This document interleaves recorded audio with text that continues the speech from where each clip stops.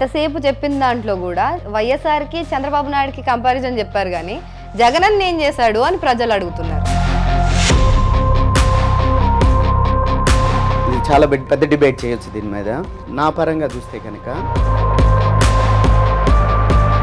అదే వచ్చింది బాధ. ఎవరేమనుకున్నా పర్వాలేదు, నేను చేయాల్సింది నేను చేస్తా అనేసి ఆయన నిరంకుశంగా పాలిస్తున్నారనే వాదన కూడా ఉంది. ఎవరన్నా నిష్ఠూరు పడ్డారు అనుకోండి, మనం మంచి పని చేసేటప్పుడు we don't have to feel bad about it. ఏదైతే ఉంది మీరు కొట్టుకొని ప్రజలను అన్యాయం చేస్తున్నారు కదా. అసలు అంటే జగన్మోహన్ రెడ్డి హస్తం ఉందా లేదా చంద్రబాబు నాయుడు అరెస్ట్ వెనక? ఏదో సేయింగ్ ఉంటుంది కదా, చట్టం తన పని తాను చేసుకుంటూ పోతుందని. నమస్కారం, సువర్ణ మీడియాకు స్వాగతం. తెలంగాణ ఎన్నికలు అయిపోయాయి, మరి ఏపీలో ఎన్నికలు మొదలవబోతున్నాయి, మరి కొన్ని రోజుల్లో ఎన్నికలు రాబోతున్నాయి. టీడీపీ, జనసేన, వైఎస్ఆర్సీపీ ఇలా అన్ని పార్టీలు ఎవరికి వారు వ్యూహ రచనలు చేసేస్తున్నారు. మరి ఏ పార్టీ గెలుస్తుందో ఇప్పటి వరకైతే తెలియదు, కానీ ఒకవేళ వైసీపీ పార్టీ వస్తే ఏం చేస్తుంది? సో ఈ వివరాలన్నీ వివరించడానికి మనతో పాటు ఉన్నారు వైఎస్ఆర్సీపీ ఐటీ వింగ్ రాష్ట్ర అధ్యక్షులు సునీల్ పోసింరెడ్డి గారు. సో ఆయనతో మాట్లాడేద్దామా? నమస్తే సార్. నమస్తే అమ్మా. నమస్తే. సో ఎలా ఉన్నారు? బాగున్నాను. బాగున్నారా? సో ఎక్కడి నుంచి వస్తున్నారు ప్రస్తుతానికి? మీరు ఇక్కడ హైదరాబాద్లో మాకు దొరకడం చాలా గ్లాడ్గా ఫీల్ అవుతున్నాం మేము. Thank you. Super sir. So Sunil గారు, ఎలా స్టార్ట్ అయింది మీ ప్రస్థానం? మీరు నార్మల్గా చూస్తే ఇంత సాఫ్ట్గా, ఇంత కూల్గా, కామ్గా, కంపోజ్డ్గా అనిపిస్తున్నారు. అండ్ మీరు ఇప్పుడు పాలిటిక్స్లో ఉన్నారు, ప్రత్యక్ష రాజకీయాల్లోకి దిగేశారు మొత్తానికి. సో ఎలా ఆ ట్రాన్సిషన్ ఎలా స్టార్ట్ అయింది? అసలు మీ నేపథ్యం ఏంటి? ఎక్కడ పుట్టారు? ఎలా జర్నీ మీ స్టార్ట్ అయింది ఏంటి చెప్పండి. అంటే మాది నెల్లూరు అమ్మ, అంటే native Nellore. Okay. I came from agriculture family. అయితే రాజశేఖర్ రెడ్డి గారు అంటే మాకందరికీ, మా ప్రాంతం వాళ్ళందరికీ బాగా ఇష్టం. ఎందుకంటే ఆయన the kind of support he has given for agriculture, farmers కంటే ఆయనకి చాలా ఇష్టం. సో అదే రకంగా ఫార్మర్స్ కూడా, ఫార్మర్స్ కమ్యూనిటీ అంతా రాజశేఖర్ రెడ్డి గారిని అభిమానిస్తారు.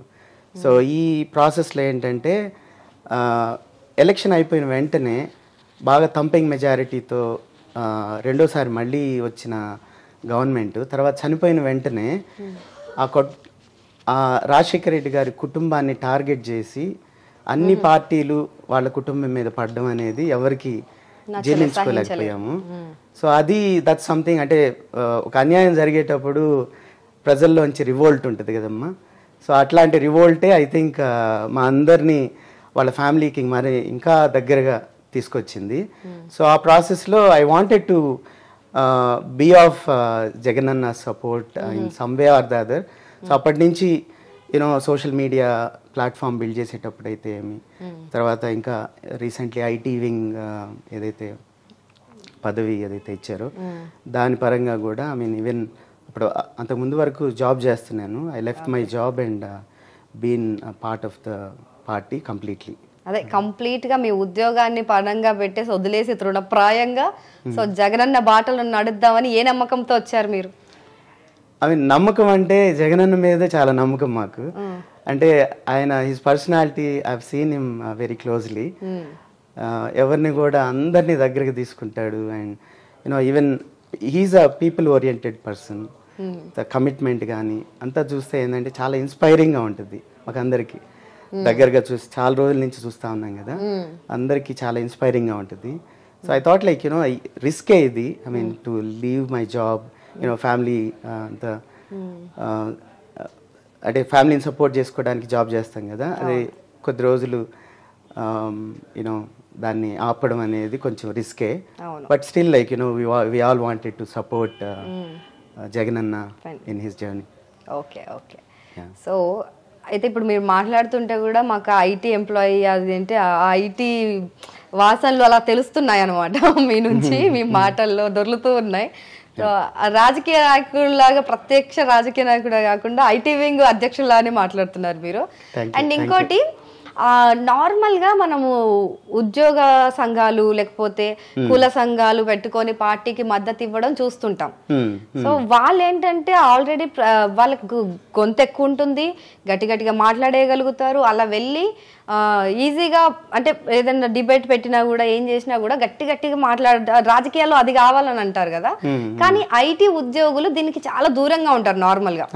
సో ఇప్పుడు మీ పార్టీ ఒక వింగ్ పెట్టేసింది దానికి. సో ఆ వింగ్ పెట్టి దానికి ఒక అధ్యక్షులను ఎన్నుకోవడం కానీ దానికి వాళ్ళ కోసం సపరేట్ గా వాళ్ళను కూడా రాజకీయాల్లోకి తీసుకురావడం అనేది కొంతవరకు కొత్తే. సో దాన్ని మీరు ఈ వింగ్ లక్ష్యాలు ఏంటి అసలు ఫస్ట్ మీరు? సో ఇప్పుడు మీరు చెప్పారు కదా రకరకాల కమ్యూనిటీస్ పాలిటిక్స్ లో ఉంటాయని. సో ఐటీ ప్రొఫెషనల్స్ కూడా I feel it is one of the communities in the society కదమ్మా. అంటే రీసెంట్లీ బిల్డ్ అయినా కూడా ఐ థింక్ ఒక 20 years యువతల బిల్డ్ అయిన కమ్యూనిటీ ఇది మన సొసైటీలో. అయితే ఇప్పటి వరకు గట్టిగా అరవడం, తిట్టుకోవడం, చేయడం లాంటివి ఉంటాయి కదా, అవన్నీ I head started seeing the difference. అవన్నీ ఏంటంటే జనాలు పూర్తిగా కన్జ్యూమ్ చేస్తారని అయితే నేను అనుకోవట్లేదు. అప్పటి వరకు వింటారు, ఎంజాయ్ చేస్తారు. ఇట్స్ లైక్ మూవీ లాగా అట్లా ఎంజాయ్. ఇప్పుడు రీసెంట్లీ పవన్ కళ్యాణ్ మాటలు కూడా అట్లనే ఉంటాయి కదమ్మా. అయితే మా ఐటీ వింగ్, ఐటీ ప్రొఫెషనల్స్ మాటలు ఐ థింక్ దే కన్జ్యూమ్ చేస్తారు అనుకుంటున్నాను. ఎందుకంటే మేము స్టార్టెడ్ సీయింగ్ ద రిజల్ట్ కదా. ప్రతి ఒక్కరు అడిగి తెలుసుకుంటున్నారు, అరే చదువుకున్న వాళ్ళు వీళ్ళు చెప్పే మాటలు, వీళ్ళు చెప్పే నంబర్స్ ఇవన్నీ కరెక్ట్గా ఉంటున్నాయి, there is a logic behind it అని మనం చెప్పే మాటలు కూడా ప్రజలు ఆలకిస్తున్నారు, కన్జ్యూమ్ చేస్తున్నారు. అంటే రీసెంట్లీ ఈ డెవలప్మెంట్ లేదనే ఒక వాదన టీడీపీ తీసుకొచ్చి పెద్ద ఎత్తున మీడియాలో బ్యాడ్ ప్రాపగండా చేస్తూ ఉంది కదా, నెగిటివ్ ప్రాపగండా. అయితే మాకేంటంటే లెక్కలతో సహా మనం పెద్ద ఎత్తున డెవలప్మెంట్ చేస్తున్నాం ఐటీలోనా. ఐటీ అనే కాదు, ఇన్ జనరల్ రూరల్ డెవలప్మెంట్ అయితే ఏమి, తర్వాత ఇండస్ట్రియల్ డెవలప్మెంట్ అయితే ఏమి, పోర్ట్లు మీద పెట్టిన ఫోకస్ అయితే ఏమి, ఇవన్నీ ఉన్నాయి కదా. ఇవన్నీ వాళ్ళు వాటిపైన ఒక లేయర్ మసిబూసి మారేడికాయ చేస్తారంటారు కదా, ఆ రకంగా నెగిటివ్ ప్రాపగండా చేస్తూ వస్తున్నారు.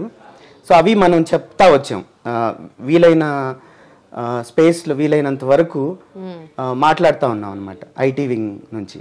సో రెస్పాన్స్ కూడా బాగుంటుంది, అంటే they are consuming our content. So కాబట్టి ఏంటంటే there is a lot of difference. అంటే మేము పోయి మాట్లాడడానికి ఇన్ జనరల్ పొలిటీషియన్ వేరే గ్రూప్స్ నుంచి మాట్లాడడానికి there is a lot of difference అని నాకు అనిపించింది. ఓకే, అదే అంటే ఇప్పుడు నార్మల్ ఐటీ ప్రొఫెషన్స్ లో ఉన్న వాళ్ళు కూడా దాదాపు ఒక 10 లక్షల మంది ఉన్నారని చెప్పారు మీరు. అవును, రాష్ట్రంలోనే. సో అంతమంది కూడా ఇన్ని రోజులు రాజకీయాలకు దూరంగానే ఉంటా, అంటే పెద్దగా పట్టించుకునేవారు కాదు ఇంతకు ముందు అయితే. అంటే ఓటింగ్ వచ్చినప్పుడు వేసేవారు, లేకపోతే షిఫ్ట్ లో ఉండేవాళ్ళు, ఉండిపోయేవాళ్ళు. సో అలా రాజకీయాలకు కొంత దూరంగా ఉన్న వాళ్ళని ప్రత్యక్ష రాజకీయాలకు తీసుకొచ్చి వాళ్ళని కూడా ఒక భాగం చేస్తున్నారు. Firstly hats off to that. మీరు దానికి చాలా కృషి చేస్తున్నారు అండ్ కనిపిస్తోంది మీ పనితనం కూడా, మీ పార్టీకి చాలా మేలు జరుగుతోందని. సో అండ్ అదే ఈ ఐటీ ఉద్యోగులని ఎలా మీరు అంటే మీ మాటల ద్వారా లేకపోతే మీ పనుల ద్వారా వాళ్ళని ఎలా మీరు ఒప్పించగలుగుతారు? అంటే ఈ పార్టీకి మీరు న్యాయం చెయ్యండి, లేకపోతే ఈ పార్టీలో మీరు నిలవాలి అని చెప్పడానికి మీ దగ్గర ఏముంది స్కోప్? లైక్ ఏమైనా ఇండస్ట్రీస్ వచ్చాయా, లేకపోతే వారి కొత్త ఉద్యోగం ఎంప్లాయ్మెంట్ ఏమైనా కల్పిస్తున్నారా? ఏం అభివృద్ధి చేశారు మీరు? అంటే అది వాళ్ళని ఒప్పించడం అనేది పెద్ద కష్టమైన పని కాదు. ఎందుకనంటే వాళ్ళు ఆల్రెడీ ఇప్పుడు they came from rural background, most of them, right? కొంతమంది అర్బన్ బ్యాక్గ్రౌండ్ నుంచి వచ్చినా కూడా వాళ్ళు దేర్ రూట్స్ ఆర్ మన స్టేటే కాబట్టి, ఏపీ స్టేట్ రూరల్ బ్యాక్గ్రౌండ్ కాబట్టి వాళ్ళు మోస్ట్ ఆఫ్ దెమ్ మీరు చూసినట్టయితే చంద్రబాబు నాయుడు గారి 9 years టైంలో upper middle class, rich class వాళ్ళు ఐటీలో చదువుకొని, అంటే అంత పెద్ద చదువులు చదవాలంటే కనుక వాళ్ళకి చాలా డబ్బు ఖర్చు అవుతుంది. So rich class obviously will be in IT. So ఆ టైంలో మొత్తం ఐటీలో ఉన్న వాళ్ళంతా rich class, above middle class అలాంటి వాళ్ళు ఉండేవాళ్ళు. అయితే రాజశేఖర రెడ్డి గారు వచ్చిన 5 సంవత్సరాల్లో, ఆయన ఉన్న 5 సంవత్సరాల్లో ఇంట్రెస్టింగ్లీ మీరు మొత్తం లెక్కలు చూస్తే కనుక below middle class, poor class నుంచి బాగా ఐటీ అంటే ఈ ఇంజనీరింగ్ చదువుకొని గ్రాడ్యుయేట్స్ అయ్యి ఎంసీఏలు చదువుకొని పెరిగాయి and at the same time పెరగడమే కాదు, వాళ్ళకి అఫోర్డబిలిటీ కూడా కావాలి కదమ్మా. ఫీజు రియంబర్స్మెంట్ గవర్నమెంట్ సపోర్ట్ చేసేది. సో ఆ గవర్నమెంట్ సపోర్ట్ తోటి వాళ్ళు చదువుకొని ఐటీ ఉద్యోగాలు చేసుకోవడం.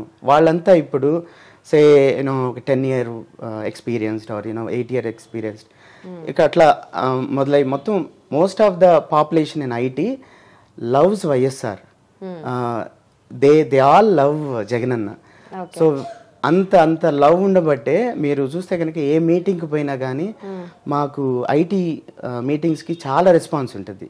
ఎందుకంటే వాళ్ళు they all wanted to support Jagananna.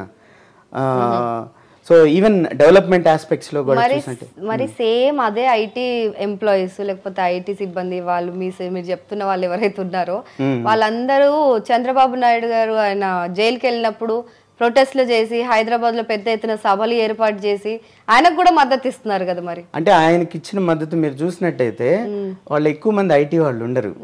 So వాళ్ళ పార్టీ వాళ్ళని ఎక్కువ మందిని తీసుకుపోయి దాంట్లో కలిపి 1-2-3 ఐటీ వాళ్ళతో మాట్లాడిపించి మీరు చూడండి, అంటే ప్యాటర్న్స్ చూడండి. బట్ మీరు ఇన్ జనరల్ చూస్తే గనక ఐటీలో మీరు రియల్ ఐటీ పీపుల్తో మాట్లాడితే గనక టీడీపీ సపోర్టర్స్ కూడా చాలా రూత్లెస్గా ఉంటారు. I mean we don't like them in general. అంటే వాళ్ళు ఆఫీసుల్లో పాలిటిక్స్ మాట్లాడడం, ఆఫీసుల్లో పెద్దగా చంద్రబాబు నాయుడు గురించి మాట్లాడడం, ఇట్లాంటివన్నీ చేస్తూ ఉంటారు. సో ఆ బిహేవియర్ కూడా ఎవరికి నచ్చదు. సో మన రాజశేఖర రెడ్డి గారి సపోర్టర్స్ ఎప్పుడు కూడా they be very silent, composed. ఎందుకంటే వాళ్ళు రియల్గా చదువుకొని రియల్గా రాజశేఖర రెడ్డి గారి సపోర్ట్ తోటే ఉద్యోగాలు సంపాదించుకొని వచ్చిన వాళ్ళు కాబట్టి వాళ్ళు కొంచెం డీసెంట్గా బిహేవ్ చేస్తారు. అండ్ మాకు వచ్చే క్రౌడ్ అంతా కూడా మీరు చూస్తే కన్నా there all real supporters of Jagananna. అవునా? కానీ చంద్రబాబు నాయుడు గారే ఐటీ రంగానికి పునాదులు వేశారని, హైటెక్ సిటీ నిర్మించింది ఆయన చేతుల మీదుగా నిర్మించారని చెప్పి టీడీపీ నాయకులు చెప్తున్నారు. సో మీరు ఐటీని మీ అభిమానులు ఎక్కువ ఎట్లా ఉంటారా? చంద్రబాబు నాయుడుకి ఎక్కువ అభిమానులు ఉంటారు కదా. అంటే అభిమానులు మనం మీడియాలోనో లేదంటే మనం చెప్పుకుంటేనో వచ్చేది కాదు, మేము గుండెల్లోంచి వచ్చేది కదమ్మా. అంటే మీరు ఫ్యాక్ట్స్ ఒకసారి చూద్దాం. ఇప్పుడు రాజశేఖర రెడ్డి గారు టైం వర్సెస్ చంద్రబాబు గారి టైం. చంద్రబాబు నాయుడు గారు 9 years ముఖ్యమంత్రిగా ఉన్నారు. అయితే అదే టైంలో మీరు కర్ణాటక చూసినట్టే చూసినా సరే, లేదా చెన్నై, ముంబై, పూణే ఇలాంటి సిటీలన్నీ డెవలప్ అయినాయి. సో ఏ నాయకుడు కూడా మేము ఐటీకి మేమే ఆద్యులము, ఐటీ నేనే తీసుకొచ్చాను, సెల్ ఫోన్ నేనే కనిపెట్టాను అనే మాట ఏ నాయకుడు అనలేదు. ఓన్లీ చంద్రబాబు నాయుడు గారే మాట్లాడారు ఇప్పటి వరకు. సో ఇప్పుడు ఏంటంటే, అంటే ఇవన్నీ పక్కన పెడితే కనుక ఎవరు ఏది తీసుకొచ్చారు అవన్నీ పక్కన పెడితే లెక్కల గురించి మాట్లాడదాము. అయితే చంద్రబాబు నాయుడు గారు 9 సంవత్సరాలు ముఖ్యమంత్రిగా ఉన్న టైంలో ఆ 9 సంవత్సరాలు ఆయన పనిచేసిన లాస్ట్ ఇయర్లో మీరు లెక్క చూసినట్టయితే 82,000 మంది ఐటీ ఉద్యోగులు రాష్ట్రంలో పనిచేస్తున్నారు, అంటే హైదరాబాద్లో పనిచేస్తున్నారు. అయితే అది 9 సంవత్సరాల్లో తీసుకొచ్చిన ఎంప్లాయ్మెంట్. అది రాజశేఖర రెడ్డి గారు 5 సంవత్సరాల తర్వాత మీరు చూసినట్టయితే 82,000 ఎంప్లాయ్మెంట్ని 2,57,000కి తీసుకెళ్లారు. అంటే ఆల్మోస్ట్ లైక్ 3 folds ఆయన అభివృద్ధి తీసుకొచ్చారు దాంట్లో. అంతేకాకుండా మీరు ఇన్ఫ్రాస్ట్రక్చర్ అంతా చూస్తే కనుక ఐటీ మన హైదరాబాద్లో ఐటీ ఇన్ఫ్రాస్ట్రక్చర్ మొత్తం రాజశేఖర రెడ్డి గారి టైంలోనే ఎక్సలరేట్ అయింది. మీకు చిన్న చిన్న అవసరాలు ఉంటాయి కదా, అన్ని అవసరాలు పెద్ద మీరు ఫ్లైఓవర్లు అయితే ఏమి, ఔటర్ రింగ్ రోడ్ అయితే ఏమి, అంటే మీ ఎంత స్పీడ్తో డెవలప్ చేశారంటే అంత స్పీడ్తో డెవలప్ చేశారు. అండ్ మీరు ఆ డిఫరెన్స్ ఒక్కటి చూస్తే కనుక 82,000 వర్సెస్ 2,52,000 అనుకోండి, మొత్తానికి అది మైనస్ చేస్తే కన్నా 1,70,000 ఆల్మోస్ట్ రాజశేఖర రెడ్డి గారు టైంలో వచ్చింది. అంటే 3 folds ఆయన ఎంప్లాయ్మెంట్ని తీసుకొచ్చారు. సో కంపేరింగ్ టు బెంగళూరు అమ్మ, so end of 9th year of Chandrababu గారు మీరు బెంగళూరుతో కంపేర్ చేసుకుంటే కనుక 5 times బిగ్గర్ బెంగళూరు అప్పుడు. ఓకే. 5 times బిగ్గర్ ఎంప్లాయ్మెంట్లో. రైట్. అయితే రాజశేఖర్ రెడ్డి గారు టెన్యూర్ ఎండ్ అయ్యేసరికి మీరు చూసినట్టు 3 times బిగ్గర్. అంటే ఎక్సలరేషన్ అంత గొప్పగా ఆయన చేయగలిగారు. కానీ మీరు చూస్తే కనుక ఆయన ఎప్పుడు కూడా చెప్పుకోలేదు నేను ఇది చేశాను అది చేశానని. సెల్ఫ్ ప్రమోషన్లు ఇవన్నీ ఎప్పుడు అందుకని మా లాంటి వాళ్ళు చదువుకున్న వాళ్ళు అంటే ఊరికే ప్రమోషన్ కాకుండా చేస్తున్నారు కాబట్టి జగన్ అన్న అయినా సరే రాజశేఖర రెడ్డి గారు అన్నా సరే మేము we all love them. I don't think we can compare both of the people in any of the aspects. మీరు చూసినట్టయితే ఎడ్యుకేషన్ జగన్ అన్న తీసుకొచ్చినన్ని రీఫార్మ్స్ ఎడ్యుకేషన్ సెక్టార్లో ఏ గవర్నమెంట్ నాకు తెలిసి ఇండియాలోనే ఏ గవర్నమెంట్ ఇప్పటి వరకు తీసుకురాలేదు. అంటే మీరు జస్ట్ నేను ఒక చిన్న స్టోరీ చెప్తాను. I studied in Sydney, university of western Sydney, Australia. అయితే నా స్టడీస్ అయిపోయే టైంలో చైనా నుంచి ఒక యాడ్స్ వచ్చేవి, పేపర్లలో యాడ్ వేసేవాళ్ళు. అండ్ వాళ్ళకి English medium schools, English medium teachers కావాలని, ఇంగ్లీష్ టీచర్స్ అండ్ వీళ్ళని రిక్రూట్ చేసుకునేవాళ్ళు. అయితే ఐ స్టార్టెడ్ డిగ్గింగ్ ఇంటూ ఎందుకు వాళ్ళు రిక్రూట్ చేసుకుంటున్నారు, చైనా వాళ్ళకి ఆస్ట్రేలియా వాళ్ళతో పనే ఉంది అని. అయితే వాళ్ళు ఆస్ట్రేలియా నుంచే కాదు 5 కంట్రీస్ ఇంగ్లీష్ నేటివ్ కంట్రీస్ నుంచి రిక్రూట్ చేసుకున్నారు టీచర్స్ని. ఎందుకు రిక్రూట్ చేసుకున్నారంటే ఇప్పుడు చైనా స్ట్రెంగ్త్ చూసినట్టయితే మీరు it is big in manufacturing industry. వాళ్ళు గూడ్స్ మ్యానుఫ్యాక్చర్ చేయడం అసలు వాళ్ళు చాలా నైపుణ్యతతోటే ఉండేది చాలా రోజుల నుంచి కదా, చాలా సంవత్సరాల నుంచి. అయితే వాళ్ళు they were unable to cell the goods in to the market. So అందుకని ఏంటంటే వాళ్ళు they wanted to improve their communication skills, English అంటే వరల్డ్ మార్కెట్లోకి పోయి అమ్ముకోవడానికి. అంటే వాళ్ళు చూశారు స్కూల్ ఎడ్యుకేషన్ మనం మార్చాలి అని అనుకొని వాళ్ళు they started transforming their education system into better one. So దీంట్లో ఏంటంటే వీళ్ళ ఇక్కడ నుంచి టీచర్స్ని Canada, Australia, New Zealand, UK, USA నుంచి టీచర్స్ని రిక్రూట్ చేసుకొని అక్కడ పిల్లలకి చదువు చెప్పించి and then you look at them now. ఇప్పుడు నేను అప్పుడు చూసినప్పుడు ఏంటంటే I had few fellow classmates. అయితే వాళ్ళు ఎలా ఉండేవాళ్ళు అంటే డిక్షనరీ ఉండేది వాళ్ళ దగ్గర, Mandarin to English to Mandarin. ప్రతి లెక్చర్ని వాళ్ళు రికార్డ్ చేసుకునేవాళ్ళు. రికార్డ్ చేసుకొని దాన్ని మళ్ళీ రికార్డెడ్ దాన్ని హెడ్ ఫోన్స్ పెట్టుకొని వర్డ్ అర్థం కాకపోతే ఇంగ్లీష్ టు మ్యాండలిన్ చదువుకొని అంత కష్టపడేవాళ్ళు. And recently I travel to USA. అయితే నేను ఒక చైనీస్ అతన్ని కలిస్తే he came there for a business. అతను the way he was communicating, the kind of English he speaking, it's like మీరు అప్పటికి ఇప్పటికీ నేనైతే షాక్ తిన్నా.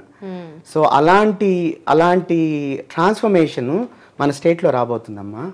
అంటే మీరు జగనన్న తీసుకున్న స్టెప్స్ ఏదైతే ఉన్నాయో మొత్తం ఇన్ఫ్రాస్ట్రక్చర్ అంతా మార్చడం, అంటే స్కూల్లో ఉండే క్లాస్లో ఉండే బెంచ్లు, తర్వాత డిజిటల్ క్లాస్ రూమ్స్ లాగా దాన్ని ఇవాల్వ్ చేయడం ఒకటి, తర్వాత ఉన్న బేసిక్ కమ్యూనిటీస్ ఏదైతే ఉన్నాయో అవన్నీ తయారు చేసుకోవడం, అండ్ ఈవెన్ ఎడ్యుకేషన్ మీద medium, English medium. So he wanted కూడా పెద్ద చర్చ జరిగింది అప్పుడు, అంటే మాతృభాషను కంప్లీట్ గా మీరు ఎట్లా ఎరాడికేట్ చేస్తారు అని. సో దానిపైన మీ అమ్మా ఏం లేదమ్మా, ఇది చాలా పెద్ద డిబేట్ చేయొచ్చు దీని మీద. బట్ నా పరంగా చూస్తే కనుక ఇంగ్లీష్ అనేది మన పిల్లలకి చాలా అవసరం. వాళ్ళు ఎదగడానికి కానీ, వాళ్ళ స్కిల్ని ప్రూవ్ చేసుకోవడానికి కానీ, బయట దేశాల్లో తిరగడానికైతే ఏమి, బయట రాష్ట్రాల్లో పనిచేసేదానికైతే ఏమి, ఈ ఇంగ్లీష్ అనేది చాలా అవసరం. సో పూర్తిగా తెలుగుని విస్మరించకుండా ఒక సబ్జెక్ట్ ఎలాగో ఉంటుంది, వాళ్ళు తెలుగు మాట్లాడడానికి ఏం ఇబ్బంది ఏం కాదు, బట్ ఇంగ్లీష్ అనేది need of the hour. So ఇది గనక ఇప్పుడు మనం గనక మిస్ అయ్యామంటే ఐ డోంట్ థింక్ మన పిల్లలు ఆ స్పేస్లోకి ఎంటర్ అవుతారని అయితే నేను అనుకోవట్లేదు. జగనన్న ప్రతి ఒక్క పిల్లవాడు, మన స్టేట్లో ఉండే ప్రతి ఒక్క పిల్లవాడు చదువుకొని కమ్యూనికేషన్ స్కిల్స్ అయితే ఏమి, తర్వాత వాళ్ళ లాంగ్వేజ్ అయితే ఏమి బాగా ఇంప్రూవ్ చేసుకొని ప్రపంచ దేశాల్లో పోటీ పడేలాగా నిలబడాలనేది ఆయన ఆకాంక్ష. ఐ థింక్ హీఈస్ మీరు ఆయన డెడికేషన్ చూసే ఉండి ఉంటారు. ఎవరైనా అనుకున్నా పర్వాలేదు, but he wanted all of our kids to be top in the society. అదే వచ్చింది బాధ. ఎవరేమనుకున్నా పర్వాలేదు, నేను చేయాల్సింది నేను చేస్తా అనేసి ఆయన నిరంకుశంగా పాలిస్తున్నారనే వాదన. మంచి పని నిష్ఠూరంతో ఉన్నా కానీ I don't think it's a problem. ఎవరన్నా నిష్ఠూరు పడ్డారనుకోండి, మనం మంచి పని చేసేటప్పుడు we don't have to feel bad about it. అంటే అది మంచి పని అని మీకు అనిపిస్తే చాలా, అందరికి అనిపించాలి కదా.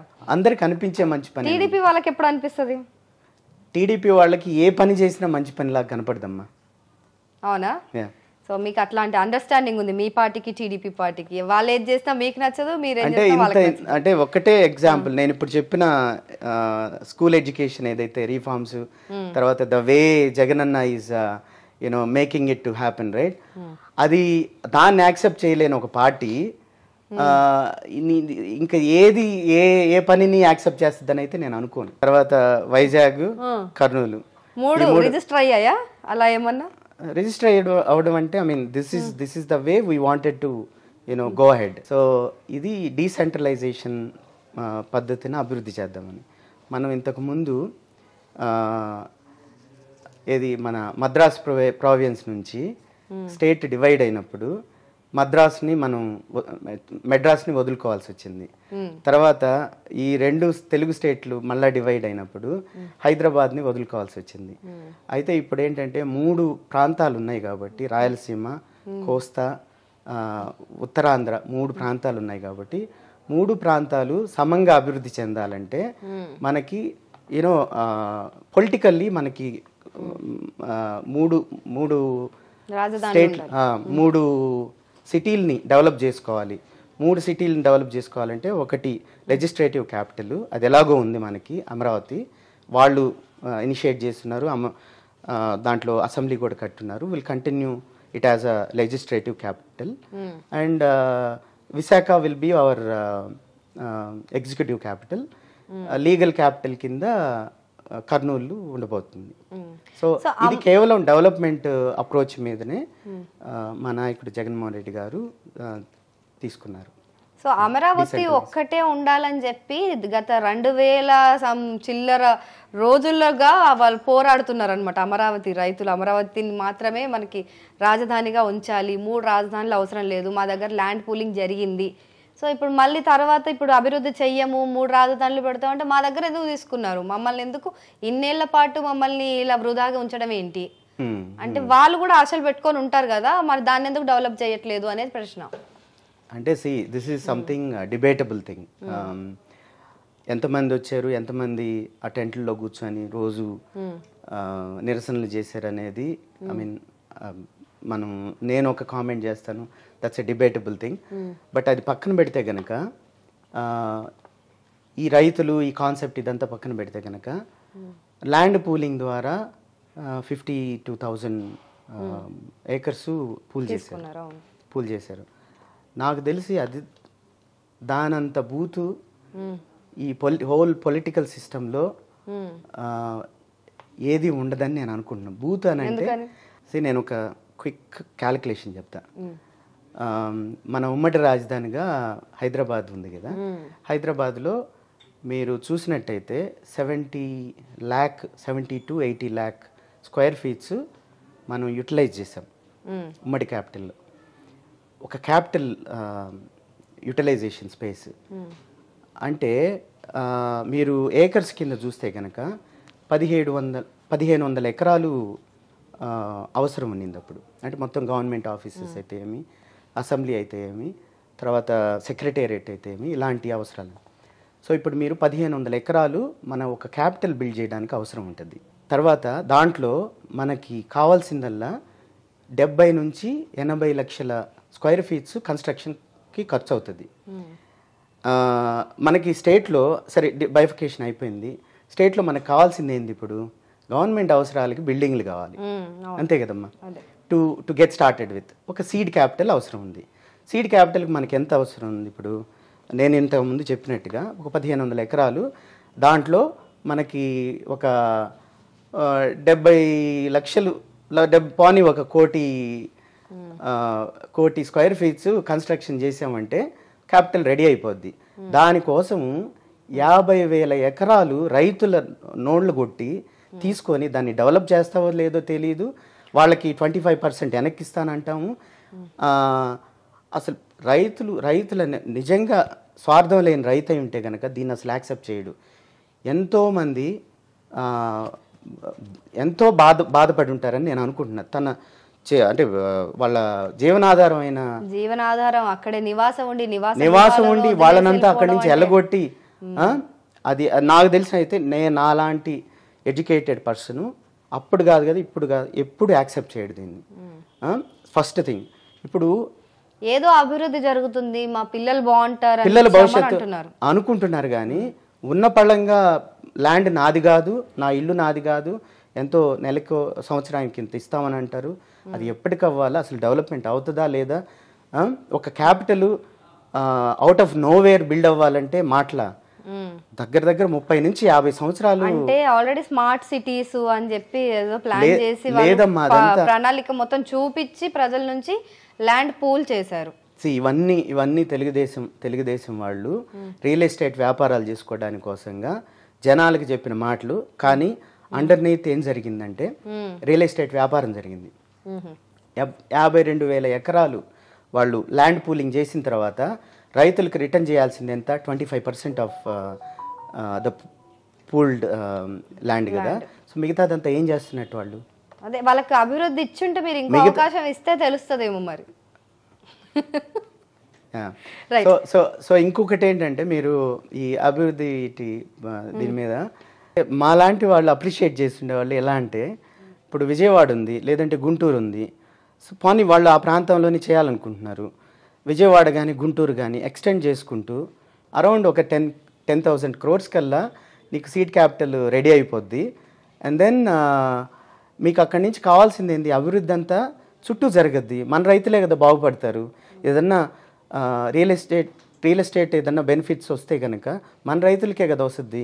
ఇవన్నీ పక్కన పెట్టి ఉన్న అవుట్ ఆఫ్ నోవేర్ మొత్తం 52,000 ఎకరాలు పూల్ చేసుకొని దాంట్లో నీకు కావాల్సింది 2,000 ఎకరాలు, మిగతాది మొత్తం ఏం చేస్తున్నావో ఎవరికి తెలియదు. అయోమయమైన పరిస్థితిలో రైతులను వదిలేసి దీన్ని ఖచ్చితంగా వ్యతిరేకించాల్సిన వ్యవహారం అండి ఇది. రైట్. సరే, అయితే మీరైతే ఇప్పుడు 3 రాజధానులని ఎలా అభివృద్ధి చేద్దాం అనుకుంటున్నారు? ఎక్కడ అసెంబ్లీ ఉండబోతుందో కానీ దాని తర్వాత కానీ మేము పార్టీలు చూడడం, కులాలు చూడడం, మతాలు చూడడం అన్నట్టుగానే యాజ్ ఈజ్ ఎవ్వరు ఏ పార్టీ కాదు, ఏ కులము కాదు, ఏ మతము కాదు, అందరికీ ఇంతకుముందు ఎలా ఉండేదంటే పొలిటికల్ పీపుల్ ఇన్వాల్వ్మెంట్ చాలా ఎక్కువ ఉండేది. డెలివరీ మెకానిజంలో పథకం మీరు 1,000 రూపాయలు ఒకరికి చేరాలంటే కనుక మధ్యలో ఉన్న ప్రతి లేయర్లోనూ ఎంతో కొంత కట్ వెళ్ళిపోయేది. సో వాళ్ళ చేతిలోకి వెళ్ళేసరికి ఎంతో పదో పరకో ఇచ్చుకోవాల్సి వచ్చేది. కానీ ఈ వాలంటరీ సిస్టమ్ ఏం చేస్తుందనంటే, సీఎం గారు ఇనిషియేట్ చేసిన ఎంతైతే మనీ ఉందో డైరెక్ట్గా అంతే, ఒక్క పైసా కూడా దాంట్లో తగ్గించకుండా తీసుకుపోయి వాళ్ళ బెనిఫిషియరీస్ చేతిలో పెడుతున్నాం. సో ఇది ఎంతో అద్భుతంగా మీరు అంటే ఒక క్షణం మనం ప్రతిపక్షాలు ఏం చెప్తున్నాయి, ఎల్లో మీడియా ఏం చెప్తుంది, అవన్నీ పక్కన పెట్టి జస్ట్ మీరు ఒక సిస్టమ్ని మీరు ఒక అవగాహన తెచ్చుకుంటే కనుక చాలా నోబుల్గా పనిచేస్తున్నాం. మీరు అవ్వాతాతలు ఉంటారు, ఓల్డ్ ఏజ్ పెన్షన్స్ వాళ్ళకి ఇవ్వాల్సి ఉంటుంది. వాళ్ళు ఎదురు చూస్తుంటారు, ఈరోజు నాకు డబ్బు వస్తుందని చెప్పని. ఈ వాలంటీర్స్ పోయి వాళ్ళ చేతుల్లో డబ్బు పెడితే వాళ్ళకి వచ్చే అంటే గడప గడపకి అనే ఒక కార్యక్రమం ఎందుకంటే ఎఫెక్టివ్గా స్కీమ్స్ వెళ్తున్నాయా, లేదంటే స్కీమ్స్లో ఏదన్నా అవకతవకలు ఉన్నాయా, ఎక్కడన్నా స్కీమ్స్ అందని వాళ్ళు ఎవరైనా ఉన్నారా బెనిఫిషియరీస్, అలాంటివన్నీ సమస్యలన్నీ అప్పుడు వస్తాయి మనకి. సో దట్ మనం ఇమీడియట్లీ రిజాల్వ్ చేయొచ్చు అనే ఒక ఉద్దేశంతో ఇంటింటి ప్రచారం చేయమని చెప్పనేది అదొక ఆస్పెక్ట్ అయితే, రెండోది ఏంటంటేనండి, మనం పథకాలు ప్రతి ఒక్కరికి తెలియజేయాల్సిన అవసరం ఉంది. గవర్నమెంట్ పథకాలు అంటే it's an inexpensive way of doing promotion, అంతే కదండి. గవర్నమెంట్ చేసే కార్యక్రమాలు అందరికీ తెలవాలంటే ఇన్ఎక్స్పెన్సివ్గా ఎలా చేయొచ్చు, నాయకులే పోయి వాళ్ళకి చెప్పడం. సో దానికోసమనే ఈ రెండు ఆస్పెక్ట్స్ ద్వారానే మనం ప్రజలకు దగ్గర అవ్వాలా అనే ఉద్దేశంతోనే గడప గడపకి చేసాం. రైట్. ఎవరిది ఈ స్ట్రాటజీ, మీకు ఏమైనా ఐడియా ఉందా? లైక్ ప్రభుత్వంలో జగన్ గారే తీసుకుంటారా లేకపోతే? లేదు, ఇది నాకు I can see his heart అండి, I can feel his heart. So ఆయన ఏమంటే జనాలకి దగ్గర, అంటే he has been the person who has almost ఒక నాకు తెలిసి ఒక మోర్ దెన్ 50% ఆఫ్ ద పీపుల్ని టచ్ చేసి ఉంటాడు. బై షేక్ హ్యాండ్స్ కానీ, లేదంటే ఓదార్పు యాత్రలో తల మీద ఓదార్పు యాత్ర నుంచి, తర్వాత పాదయాత్ర నుంచి మీకు క్రౌడ్ చూసినట్టయితే, I mean you can sense the pulse of the people కదా. అవును, ఒక స్టిక్కర్ కూడా ఒక బాగా వైరల్ అవుతోంది. ఒక అమ్మాయి జగన్మోహన్ రెడ్డికి ముద్దిచ్చేసింది. అవును, అంటే ఇట్స్ ఆల్ లవ్ అండి. అంటే ఏ రకంగా మనం ఎక్స్ప్రెస్ చేస్తాం అనేది that's a different thing altogether. కానీ ఆయన ఆల్మోస్ట్ ఏ నాయకుడు, ఈ ప్రపంచంలోని ఏ నాయకుడు అంతమంది ప్రజానికాన్ని టచ్ ద్వారా దగ్గరై ఉండడని నేను అనుకుంటున్నాను. అంటే ఇది I think it's a process అండి. ఐ మీన్ రాజశేఖర్ రెడ్డి గారి మీద అభిమానం, and I have seen Jaganmohan Reddy గారు వెరీ క్లోజ్లీ. ఎట్లా అంటే I use to go speak to him, మాట్లాడడం, తర్వాత ఆయన రియాక్షన్స్ కానీ, the way he listens to us, అంటే ఏదన్నా చెప్తుంటే కనుక గాఢంగా వినడం, దాన్ని రెస్పాండ్ అవ్వడం, ఇదంతా నాకు అనిపించింది. ఐ మీన్, సో ఇప్పుడు మీరు షర్మిల గారికి సపోర్ట్ చేస్తారా, జగన్కి సపోర్ట్ చేస్తారా? నేను వైఎస్ఆర్సీపీ ఒక వింగ్కి అధ్యక్షుడినండి. కాబట్టి ఏంటంటే నేను ఐఎమ్ ఇన్ పార్టీ, నా లీడరు మనసా వాచా కర్మేణ, నేను విత్ కమిట్మెంట్ నేను జగన్మోహన్ రెడ్డి గారికి పనిచేద్దామని, రిస్క్ అయినా కూడా జాబ్ వదిలేసుకొని వచ్చి పనిచేస్తున్నాను. సో జగన్ చేతిని మీరు విడిచిపెట్టలేరు, జగనన్న చేతిని. నేనే కాదు, జగనన్నతో నడిచే ఏ నాయకుడు కానీ, అంటే మనస్ఫూర్తిగా నడిచే ఏ నాయకుడు కూడా వదిలిపెట్టడం అనేది నా అభిప్రాయం. పిరమిడ్ షేప్లో చూస్తే బాటమ్ లేయర్ ఈజ్ వాట్, ఒక 70% బాటమ్ లేయర్లో ఉంటారు. వాళ్ళు ఏమంటే they are the people who are like beneficiaries of the government schemes. తర్వాత వాళ్ళు ఆర్థికంగానో లేదంటే ఏదో ఒక రకంగా బెనిఫిట్ అయిన వాళ్ళు ఉన్నారు. అండ్ జగనన్న చేసే ప్రతి కార్యక్రమం డైరెక్ట్గా వాళ్ళకి అందుబాటులో ఉంటుంది. సో మళ్ళీ మిడిల్ లేయర్ చూసినట్టయితే ఒక 25% ఉంటారు. వాళ్ళు they or information carriers. So ఒక్కోసారి ఏమవుతుందని అంటే అది కింద వరకు ఎఫెక్ట్ అవుతుంది. ఎందుకంటే వాళ్ళు they also be influencers of the society కదా, వీళ్ళు కొంత ఎఫెక్ట్ అయ్యే అవకాశం ఉంటుంది. దానిపైన ఒక 5% నాయకులు, తర్వాత టాప్ క్లాస్ బిజినెస్ పీపుల్ వాళ్ళు ఉంటారు. అయితే ఈ 3 లేయర్స్ని మనం కొంచెం స్టడీ చేస్తే కనుక బాటమ్ లేయర్లో ఉండే ఆ 70% ఏదైతే ఉందో దాంట్లో 80% of them are with us, or with Jagananna. వాళ్ళు మాట్లాడరమ్మా, వాళ్ళు మాట్లాడరు, పోయి ఓట్లు గుద్దేసి వస్తారు. మీరు ఇప్పుడు వినే ఈ ఇన్ఫర్మేషన్ అంతా మీరు పోతే మాట్లాడే వీళ్ళంతా ఉంటారు కదా, వాళ్ళు ఈరోజు ఒక పార్టీ గురించి ఫేవర్గా మాట్లాడతారు, ఇమీడియట్లీ సాయంత్రం ఇంకొక డిస్కషన్ అవుతుంది, ఇన్ఫ్లుయెన్స్ అయ్యి రేపు ఇంకొక పార్టీకి ఫేవర్గా మాట్లాడతారు. అలాంటి ఇన్ఫర్మేషన్ అయితే నేను కన్జ్యూమ్ చేయను. బట్ బాటమ్ లేయర్ ఏదైతే ఉందో సాలిడ్గా వైఎస్ఆర్సీపీకి రేపు ఎలక్షన్లో గుద్దేస్తుంది. సరే, ఈ ఎన్నికల్లో మీకు గట్టి తగ్ ఆఫ్ వార్ ఇవ్వడానికి ఆల్రెడీ షర్మిల గారు ఎట్లాగో బరిలో ఉన్నారు. అలా కాకుండా ఇంకా టీడీపీ అండ్ పవన్ కళ్యాణ్ అంటే జనసేన పార్టీ రెండు కలిసాయి.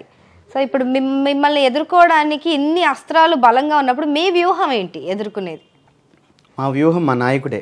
అంతేనా? ఆయన ధైర్యం, ఆయన ధైర్య సాహసాలతో కూడిన అడుగులు, ఎదురు శత్రువులు 10 మంది ఉన్నా సరే మట్టి కరిపించేదానికి మేము రెడీ. అదే మీరు అనుకున్నట్టే బహుశా మళ్ళీ మీ పార్టీ అధికారంలోకి వస్తే ఏం చేయబోతుంది? అంటే రాష్ట్రంలో రాష్ట్రంలో అమ్మ ఇప్పుడు నేను ఇందాక ఒక సందర్భంలో చెప్పినట్టున్నాను, మనకు ఒక 6-7 months ఫస్ట్ సెటిల్ డౌన్ అవ్వడానికి టైం పట్టింది కదా. అంటే ఏ పార్టీ అయినా కానీ కొత్తగా గవర్నమెంట్లోకి వచ్చినప్పుడు కొంత టైం తర్వాత ఇమీడియట్లీ మనకేమైందంటే కోవిడ్ వచ్చింది ఒక 2 సంవత్సరాలు. సో 2 సంవత్సరాలు ఆల్మోస్ట్ లైక్ 2.5-3 years వరకు అది ఆ కోవిడ్తో సరిపోయింది కదా. దాని తర్వాత మనకి సాలిడ్గా దొరికింది 2 years. 2 yearsలో ఎంతో గొప్పగా, ఎంతో అభివృద్ధి, ఎంతో వెల్ఫేర్ ద్వారా జనాల్లోకి ఎంత వాళ్ళ ఆర్థిక స్థితిగతులను మెరుగుపరచడానికి ఎంత చేయాలనో అంత చేశాడు జగనన్న. సో ఇది కంటిన్యూ ఇంకొక నెక్స్ట్ టర్మ్ ఒక 5 సంవత్సరాలు కనుక కంటిన్యూ అయితే you can just imagine how the state will evolve into or transform into. Right. Okay Sunil garu, so all the best to your party and you. Okay అండి, థ్యాంక్ యూ సో మచ్. మీ busy షెడ్యూల్లో ఇంత దూరం వచ్చి మా కోసం ఈ సమయం కేటాయించి మీ ఇంటర్వ్యూ ఇచ్చినందుకు ధన్యవాదాలు. థ్యాంక్ యూ వెరీ మచ్ అమ్మా.